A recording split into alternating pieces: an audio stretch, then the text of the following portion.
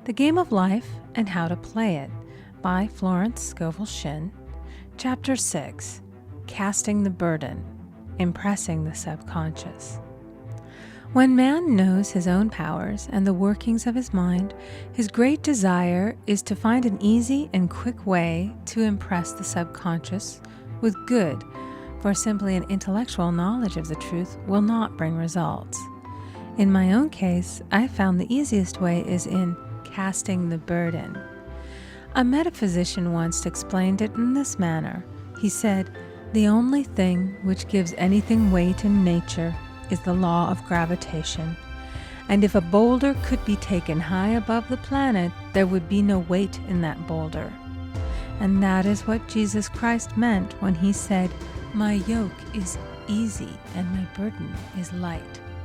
He had overcome the world vibration and functioned in the fourth dimensional realm, where there is only perfection, completion, life, and joy. He said, "Come to me, all ye that labor and are heavy laden, and I will give you rest. Take my yoke upon you, for my yoke is easy and my burden is light." We are also told in the 55th Psalm to cast thy burden upon the Lord.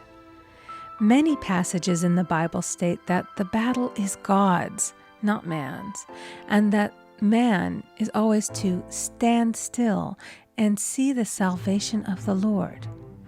This indicates that the superconscious mind, or Christ within, is the department which fights man's battle and relieves him of his burdens. We see, therefore, that man violates law if he carries a burden, and a burden is an adverse thought or condition, and this thought or condition has its root in the subconscious. It seems almost impossible to make any headway directing the subconscious from the conscious or reasoning mind, as the reasoning mind, the intellect, is limited in its conceptions and filled with doubts and fears. How scientific is it then to cast the burden upon the superconscious mind, or Christ within, where it is made light or dissolved into its native nothingness? For example, a woman in urgent need of money may light upon the Christ within, the superconscious, with the statement, "I cast this burden of lack on the Christ within, and I go free to have plenty." The belief in lack was her burden, and as she cast it upon the superconscious with its belief of plenty, an avalanche of supply was the result. We read, "The Christ in you, the hope of glory." Another example. One of my students had been given a new piano, and there was no room in her studio for it until she had moved out the old one. She was in a state of perplexity. She wanted to keep the old piano, but knew of no place to send it. She became desperate, as the new piano was to be sent immediately. In fact, was on its way, with no place to put it. She said it came to her to repeat, "I cast this burden on the Christ within, and I go free." A few minutes later, her phone rang, and a woman friend asked if she might rent her old piano, and it was moved out a few minutes before the new one arrived. I knew a woman whose burden was resentment. She said, "I cast this burden of resentment on the Christ within, and I go free to be loving, harmonious, and happy." The almighty superconscious flooded the subconscious with love, and her whole life was changed. For years, resentment had held her in a state of torment and imprisoned her soul, the subconscious mind. The statement should be made over and over and over, sometimes for hours at a time, silently or audibly, with quietness but determination. I have often compared it to winding up a Victrola. We must wind ourselves up with spoken words. I have noticed in casting the burden, after a little while, one seems to see clearly. It is impossible to have clear vision while in the throes of carnal mind. Doubts and fear poison the mind and body, and imagination runs riot, attracting disaster and disease.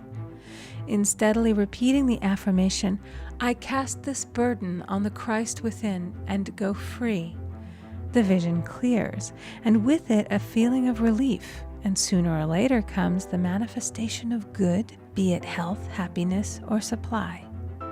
One of my students once asked me to explain the darkness before the dawn.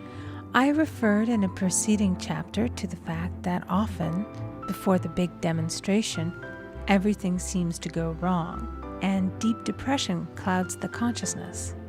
It means that out of the subconscious are rising the doubts and fears of the ages. These old derelicts of the subconscious rise to the surface to be put out. It is then that man should clap his cymbals like Jehoshaphat and give thanks that he is saved, even though he seems surrounded by the enemy, the situation of lack or disease. The student continued, "How long must one remain in the dark?" And I replied, "Until one can see in the dark." And casting the burden enables one to see in the dark. In order to impress the subconscious, active faith is always essential. Faith without works is dead. In these chapters, I have endeavored to bring out this point. Jesus Christ showed active faith when he commanded the multitude to sit down on the ground before he gave thanks for the loaves and the fishes. I will give another example showing how necessary this step is. In fact, active faith is the bridge over which man passes to his promised land. Through misunderstanding, a woman had been separated from her husband, whom she loved deeply. He refused all offers of reconciliation and would not communicate with her in any way. Coming into the knowledge of spiritual law, she denied the appearance of separation. She made this statement: "There is no separation in divine mind. Therefore, I cannot be separated from the love and companionship which are mine by divine right." She showed active faith by arranging a place for him at the table every day, thereby impressing the subconscious with a picture of his return. Over a year passed, but she never wavered, and one day he walked in. The subconscious is often impressed through music. Music has a fourth-dimensional quality and releases the soul from imprisonment. It makes wonderful things seem possible and easy of accomplishment. I have a friend who uses her Victrola daily for this purpose. It puts her in perfect harmony and releases the imagination. Another woman often dances while making her affirmations. The rhythm and harmony of music and motion carry her words forth with tremendous power. The student must remember also not to despise the day of small things. Invariably, before a demonstration come signs of land. Before Columbus reached America, he saw birds and twigs, which showed him land was near.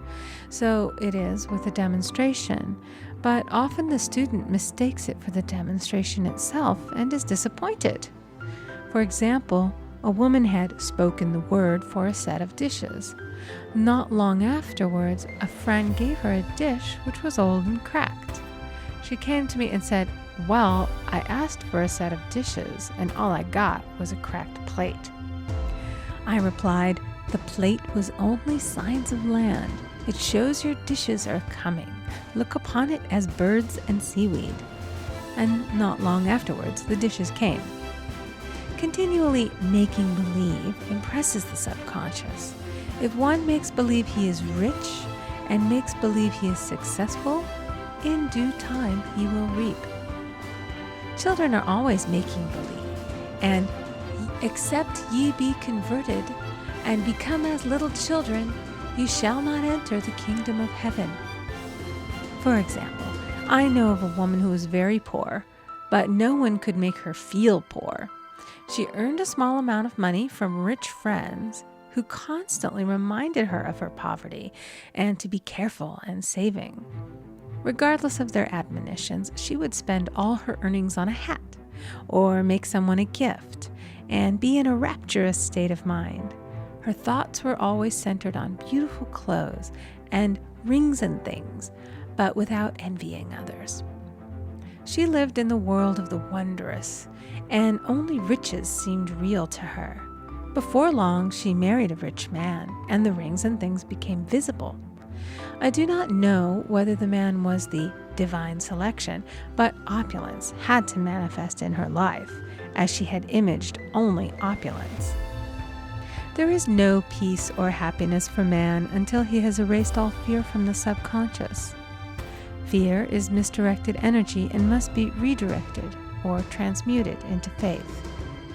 Jesus Christ said, "Why are ye fearful, O ye of little faith? All things are possible to him that believeth." I am asked so often by my students, "How can I get rid of fear?" I replied, by walking up to the thing you are afraid of. The lion takes its fierceness from your fear. Walk up to the lion, and he will disappear. Run away, and he runs after you. I have shown in previous chapters how the lion of lack disappeared when the individual spent money fearlessly, showing faith that God was his supply and therefore unfailing. Many of my students have come out of the bondage of poverty and are now bountifully supplied through losing all fear of letting money go out. The subconscious is impressed with the truth that God is the giver and the gift. Therefore, as one is one with the giver, he is one with the gift. A splendid statement is, "I now thank God the giver for God the gift." Man has so long separated himself from his good and his supply through thoughts of separation and lack that sometimes it takes dynamite to dislodge these false ideas from the subconscious, and the dynamite is a big situation. We see in the foregoing illustration how the individual was freed from his bondage by showing fearlessness. Man should watch himself hourly to detect if his motive for action is fear or faith. Choose ye this day whom we shall serve, fear or faith. Perhaps one's fear is of personality. Then do not avoid the people feared. Be willing to meet them cheerfully, and they will either prove golden links in the chain of one's good or disappear harmoniously from one's pathway. Perhaps one's fear is of disease or germs. Then one should be fearless and undisturbed in a germ-laden situation, and he would be immune. One can only contract germs while vibrating at the same rate as the germ, and fear drags men down to the level of the germ. Of course, the disease-laden germ is the product of carnal mind, as all thought must objectify. Germs do not exist in the superconscious or divine mind, therefore are the products of man's vain imagination. In the twinkling of an eye, man's release will come when he realizes there is no power in evil. The material world will fade away, and the fourth dimensional world, the world of the wondrous, will swing into manifestation. And I saw a new heaven and a new earth, and there shall be no more death, neither sorrow nor crying, neither shall there be any more pain, for the former things are passed away. End of chapter 6. Recording by Amy Conger.